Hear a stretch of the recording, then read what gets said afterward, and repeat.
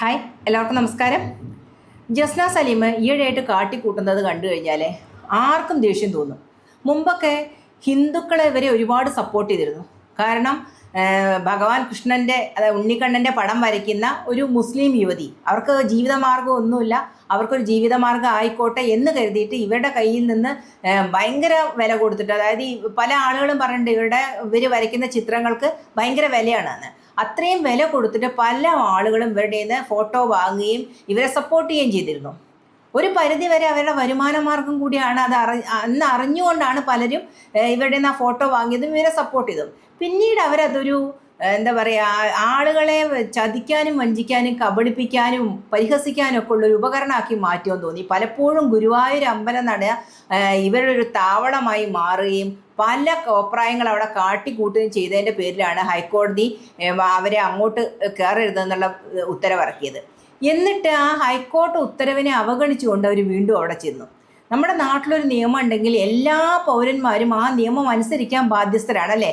ഇവരെ കൊണ്ട് അവിടെ പല ഭക്തർക്കും പ്രശ്നമുണ്ടായതുകൊണ്ടാണല്ലോ പരാതി കൊടുത്തതും ഹൈക്കോടതി ഇങ്ങനൊരു ഉത്തരവിട്ടതും. ക്ഷേത്ര പരിസരം എന്ന് പറഞ്ഞാൽ റീലെടുക്കാനും വീഡിയോ എടുക്കാനും കോപ്രായം കാണിക്കാനും ഉള്ള സ്ഥലമല്ല, അത് മനുഷ്യൻ്റെ വിശ്വാസത്തെ ബാധിക്കുന്ന കാര്യമാണ് എന്ന് പറഞ്ഞുകൊണ്ടാണ് ഇവരെ അവിടെ കയറുന്നതിൽ നിന്ന് തടഞ്ഞത്. എന്നിട്ടും ഇവർ അവിടെ ചെന്നു ഇട്ടു. അപ്പോൾ ഇവർ പറയുന്നത് എന്താണ്? എൻ്റെ വിശ്വാസമാണ്, എനിക്ക് കണ്ണനോടുള്ള വിശ്വാസമാണ്, എൻ്റെ വഴിപാടാണ്, ഇങ്ങനെ ഹരേ കൃഷ്ണ എന്ന് ഓരോ വർണ്ണക്കടലാസുകൾ എഴുതിയിട്ടൊരു മാലയാക്കി കോർത്ത് ഞാൻ കൃഷ്ണൻ്റെ കഴുത്തിലിട്ടു, അതെൻ്റെ വഴിപാടാണ്. ശരി, അവരുടെ വഴിപാടാണ്, സമ്മതിച്ചു. അപ്പോൾ അവരെന്ത് ചെയ്യണമായിരുന്നു എന്നറിയോ? അവരുടെ വഴിപാട് പൂർത്തീകരിക്കാൻ വേണ്ടിയിട്ട് അവർ മാല ഉണ്ടാക്കി കണ്ണിന് ചാർത്തി മിണ്ടാതെ പോരണമായിരുന്നു.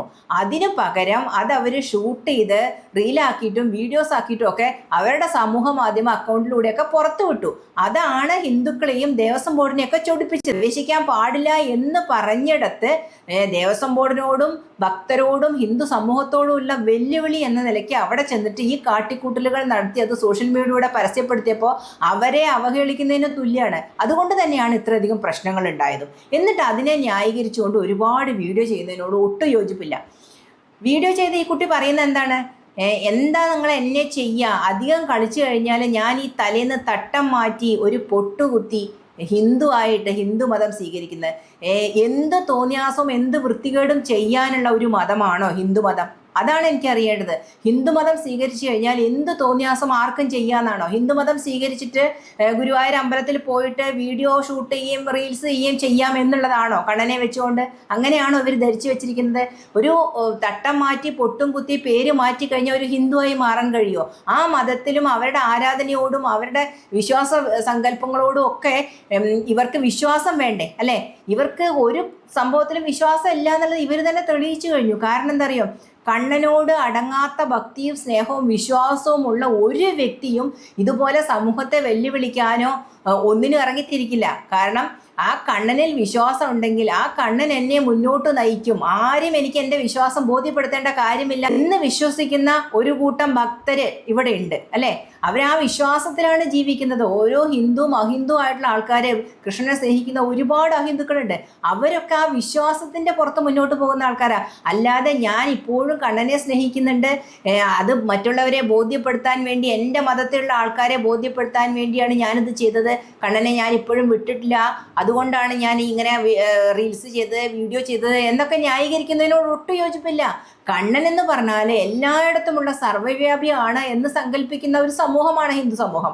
അതുകൊണ്ട് തന്നെ അടുത്തുള്ളൊരു കൃഷ്ണൻ്റെ അമ്പലത്തിൽ ചെന്ന് മാലയിട്ടാലും ഭഗവാൻ കൃഷ്ണൻ അത് ആ രീതിയിൽ സ്വീകരിക്കും എന്നുള്ള വിശ്വാസമുള്ള ആൾക്കാരാണ്. ഗുരുവായൂർ അമ്പലത്തിൽ തന്നെ പോകണം എന്നില്ല. അപ്പം അതുകൊണ്ട് തന്നെ തൻ്റെ വിശ്വാസം മറ്റുള്ളവരെ ബോധ്യപ്പെടുത്തി മുന്നോട്ട് പോകുക എന്ന് പറയുമ്പോൾ തന്നെ അതൊരു കപടതയാണ് അല്ലേ? നമ്മുടെ വിശ്വാസം എന്ന് പറഞ്ഞാൽ നമ്മുടേത് മാത്രമാണ്, അല്ലാതെ മറ്റൊരാളിലേക്ക് ഇങ്ങനെ പറഞ്ഞു മനസ്സിലാക്കി കൊടുക്കേണ്ടതല്ല നമ്മുടെ വിശ്വാസം. നമ്മുടെ വിശ്വാസങ്ങളാണ് നമ്മളെ മുന്നോട്ട് നയിക്കുന്നത്. അത് മറ്റുള്ളവരോട് പറഞ്ഞിട്ട് എനിക്ക് ഇന്ന ആളിൽ വിശ്വാസമുണ്ട്, ഇന്ന മതത്തിൽ വിശ്വാസമുണ്ട്, ഇന്ന ദൈവത്തിൽ വിശ്വാസമുണ്ട് എന്നൊക്കെ മറ്റുള്ളവരെ ബോധ്യപ്പെടുത്തേണ്ട ആവശ്യം എപ്പോഴാണ് നമുക്ക് സംഭവിക്കുക?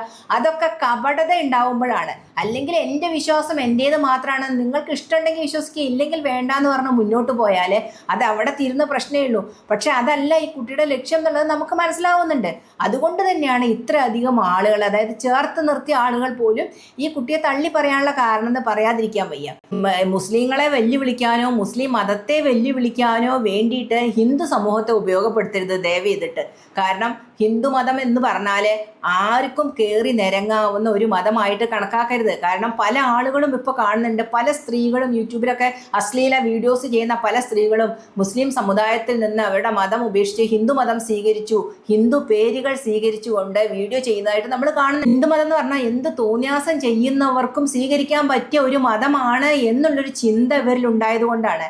അതിനെയൊക്കെ തടയുന്ന രീതിയിൽ എന്തെങ്കിലുമൊക്കെ നടപടികൾ ഉണ്ടാവുക തന്നെ വേണം. കാരണം ഹിന്ദു ആകുക, ഹിന്ദുമതം സ്വീകരിക്കുക എന്ന് പറഞ്ഞാൽ ആര്യ സമാജത്തിൽ ചെന്നിട്ട് അതിൻ്റെ പ്രൊസീജിയറൊക്കെ ഫോളോ ചെയ്യേണ്ടതുണ്ട്. അങ്ങനെയുള്ള പ്രൊസീജിയറൊക്കെ ഫോളോ ചെയ്തിട്ട് ഹിന്ദു മതത്തിലുള്ള ആചാരാനുഷ്ഠാനങ്ങൾ എന്തൊക്കെയാണ് എന്നൊക്കെ പഠിച്ചിട്ട് ആണ് ഈ മതത്തിലേക്ക് കൺവേർട്ട് ആകുമ്പോൾ ചെയ്യാന്നുള്ളതാണ് ഞാൻ മനസ്സിലാക്കിയിട്ടുള്ളത്. അല്ലാതെ തട്ടം മാറ്റി പൊട്ടുകുത്തി പേര് മാറ്റി കഴിഞ്ഞാൽ ഹിന്ദു ആകാൻ സാധിക്കും എന്നുള്ളത് തികച്ചും തെറ്റായൊരു ധാരണയാണ്. അത് മറ്റുള്ളൊരു മതത്തെ വെല്ലുവിളിച്ച് സ്വീകരിക്കേണ്ട ഒരു മതമല്ല ഹിന്ദുമതം. വിശ്വാസം ഉണ്ടെങ്കിൽ മാത്രം ചേരേണ്ട ഒരു മതമാണ്. അവനവൻ്റെ മതത്തിൽ നിന്നുകൊണ്ട് അവനവൻ്റെ കർമ്മങ്ങളെ മനഃശുദ്ധിയോടുകൂടിയും ശാന്തിയോടുകൂടിയും മറ്റുള്ളവരെ ബോധ്യപ്പെടുത്താനല്ലാതെയും ചെയ്താൽ ഏതു മതവും അതിൻ്റേതായിട്ടുള്ള ഫലം നമുക്ക് തരും, അല്ലേ? അത് ഏത് മതം ആയിക്കോട്ടെ, ഏത് ആരാധനാമൂർത്തി ആയിക്കോട്ടെ, നമ്മുടെ ക്രിസ്ത്യൻസിൻ്റെ യേശുദേവനായിക്കോട്ടെ, മാതാവായിക്കോട്ടെ, മുസ്ലിംസിൻ്റെ നബി ആയിക്കോട്ടെ, ആരായിക്കോട്ടെ, ഹിന്ദുക്കളുടെ കൃഷ്ണനായിക്കോട്ടെ, ആരായാലും നമ്മൾ വിശ്വാസത്തോടെ ആരാധിക്കുന്നിടത്താണ് അതിൻ്റെ ഫലം എന്ന് പറയുന്നത്. അല്ലാതെ മതമോ ഒരു ദൈവമോ അല്ല. എല്ലാത്തിനും ഒറ്റ സങ്കല്പം തന്നെ. എല്ലാ മതത്തിലും നമ്മൾ എന്താണ്?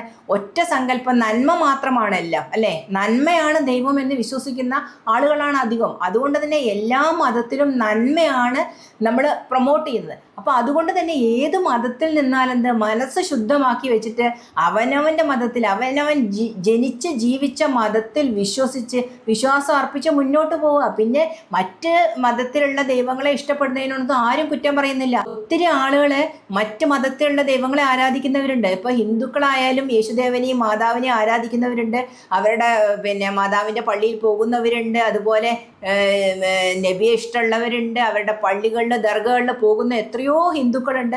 അപ്പോൾ അതുപോലെ തന്നെ മുസ്ലിങ്ങളും ക്രിസ്ത്യാനികളും എത്രയോ ക്ഷേത്രങ്ങളിൽ വഴിപാട് ചെയ്യുന്നുണ്ട്, അവിടുത്തെ ആരാധനയിൽ പങ്കെടുക്കുന്നുണ്ട്. അങ്ങനെയൊക്കെ ഉണ്ട്.